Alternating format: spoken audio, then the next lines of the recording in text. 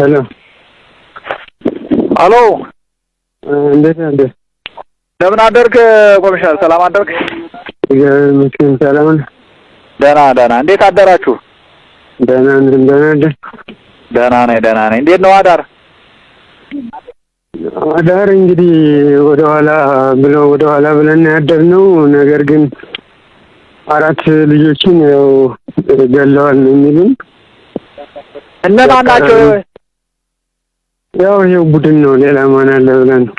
ያንተ ልጆች ነው?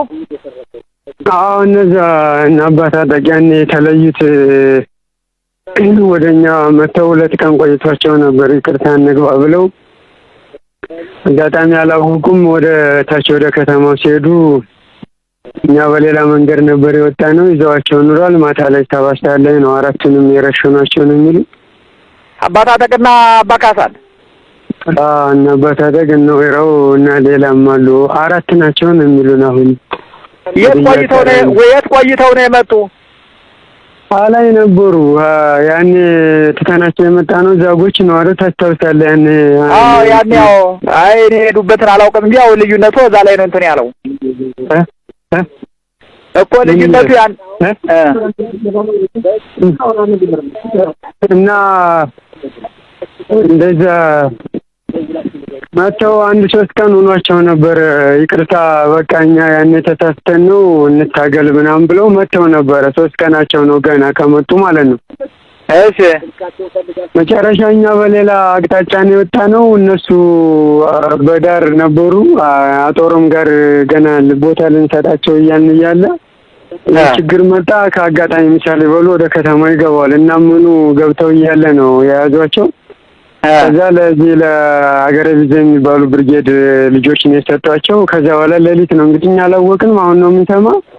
ሌሊት 7 ሰዓት ላይ ነው የመቷቸው አሉ። ወስደው ሆስፒታል ሬሳውን ጥለውታል። አረባክሩ የረሸኗቸው እነዚህ ናቸው። ይሄን እዩ እንግዲህ ጉዱን አንድነት ነው በሚል እየተሰራ ያለውን ስራ ተመልከቱ።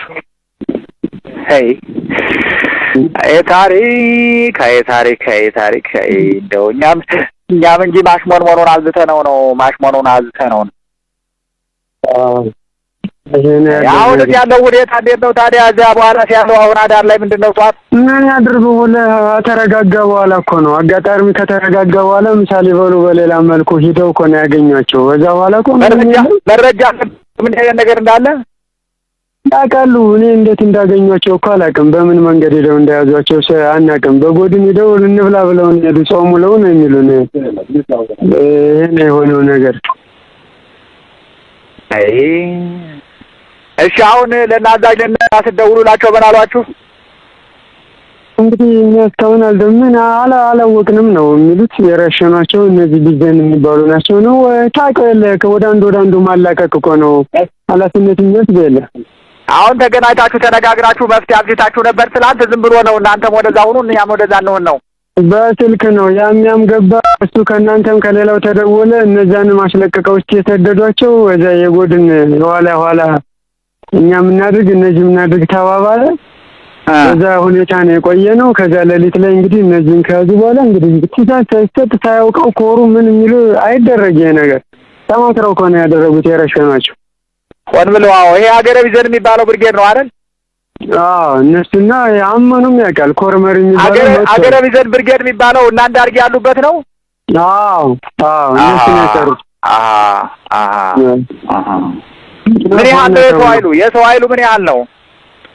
100 ምናምን እዛ በላይ የሚሞላ አይመስለኝም። ያ ነው ያለው። ግን ከኋላ ነው ያው የሚደገፈው ከኋላ ነው እኮ የኮሩ ምን በሚል ኃይል ነው የሚደገፍ እንጂ እና ያለ እንትን ኑሮት አይደለም። ጥሩ በቃ እሺ፣ ስልክ ላንሳና እደውላለሁ። እስኪ ደረጃ ሄደ